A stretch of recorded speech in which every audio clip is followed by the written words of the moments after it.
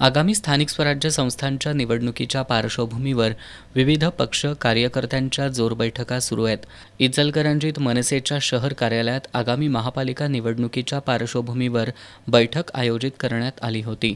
महापालिका निवडणूक पूर्ण ताकदीनं लढण्याचा निर्धार करण्यात आला. नागरिकांच्या प्रश्नांवर लक्ष केंद्रित करून त्यासाठी ठोस योजना करण्याबाबत चर्चा करण्यात आली. संघटनेला अधिक बळकट करून जनतेशी थेट संपर्क साधण्याचा निर्णय यावेळी घेण्यात आला. प्रचार मोहिमेचं आयोजन, बूथ रचना आणि समाजाभिमुख कार्यक्रम याबाबतही बैठकीत चर्चा झाली.